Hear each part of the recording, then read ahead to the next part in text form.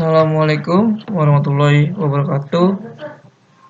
Perkenalkan, nama saya Rangga Adiaryoso dari kelas 11 TKJB.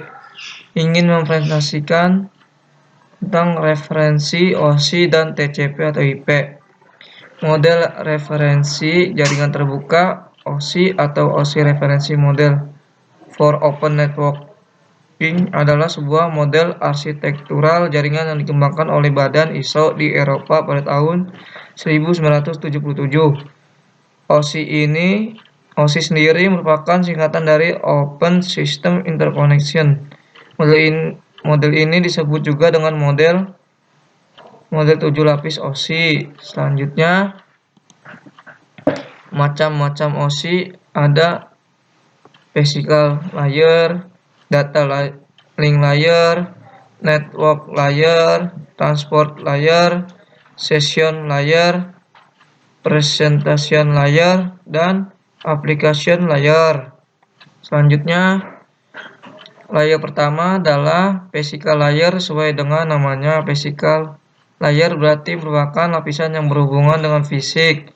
Layer physical ini berfungsi erat dengan fungsi persinyalan dan merupakan layer yang paling dekat dengan hardware alias perangkat keras jaringan secara fisik. Lapisan berikut pada OSI layer adalah data link layer, merupakan salah satu layer yang penting karena memiliki fungsi. Lapisan selanjutnya adalah network layer. Fungsi utama dari network layer ini adalah untuk membantu mendefinisikan alamat IP atau internet protokol sehingga tiap komputer dapat terhubung dengan satu jaringan. Sesuai dengan namanya, transport layer merupakan lapisan OSI yang memiliki tugas sebagai pengantar. Lapisan selanjutnya pada OSI adalah session layer. Lapisan session layer ini memiliki fungsi utama mendefinisikan bagaimana sebuah koneksi bisa seperti menghancurkan dan juga memelihara koneksi. Selanjutnya, layer kedua pada saat data mulai ditransfer dan bertindak sebagai layer ke-6 ketika sebuah komputer menerima paket data disebut dengan nama presentation layer. Fungsi layer utama dari lapisan layer presentation ini adalah mentranslate data yang akan ditransmisikan dari dan menuju sebuah application.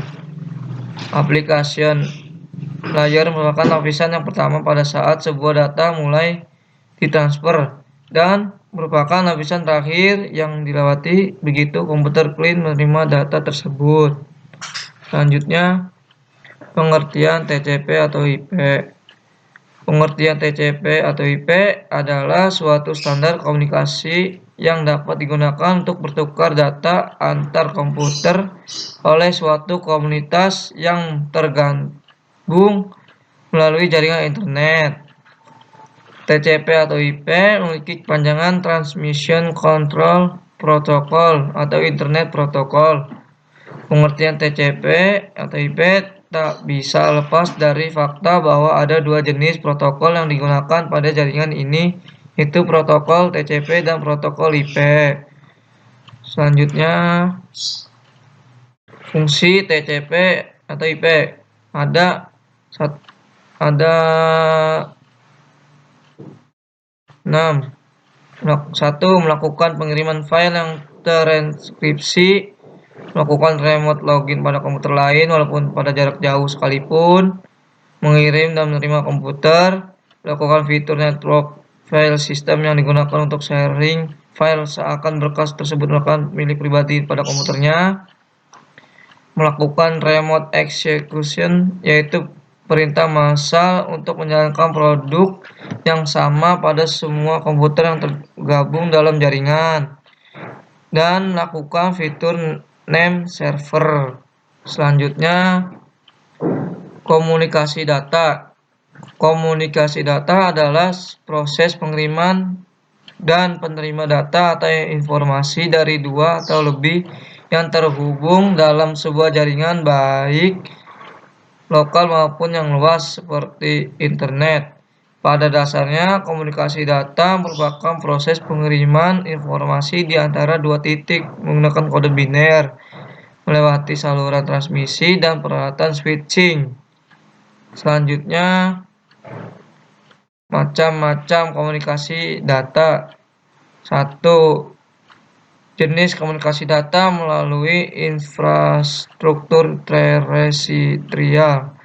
Jenis komunikasi data ini dapat dilakukan menggunakan media kabel dan nirkabel sebagai aksesnya sehingga membutuhkan biaya yang membangun infrastruktur jenis ini.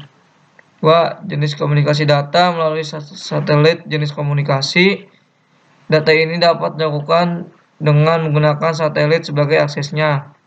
Biasanya wilayah mencakup akses satelit lebih luas dan mampu menjangkau lokasi yang tidak memungkinkan dibangunnya infrastruktur terestrial, namun membutuhkan waktu yang lama untuk berlangsungnya proses komunikasi. Selanjutnya, transmisi data ada 3, yaitu 1. Simple, media komunikasi antara pengiriman dan penerima yang bersifat satu arah, di mana sisi pengirim hanya berfungsi sebagai pengirim informasi, sedangkan sisi penerima berfungsi sebagai penerima. Mode ini sering disebut one-way only. 2. Half duplex atau singkatan HDX, suatu metode komunikasi yang dapat dilakukan dua arah secara bergantian, di mana si pengirim dapat mengirimkan informasi dan sisi yang lain berfungsi sebagai penerima, sehingga mode ini sering disebut sebagai saluran two-one alternate. 3. Full duplex atau singkatan FDX, suatu metode yang digunakan pada komunikasi untuk dua arah secara terus-menerus, di mana sisi pengirim dan penerima dapat berkomunikasi dua arah dalam waktu yang bersamaan. Adapun contohnya dapat dilihat dari pemakaian HP. Sekian dari saya, terima kasih. Wassalamualaikum warahmatullahi wabarakatuh.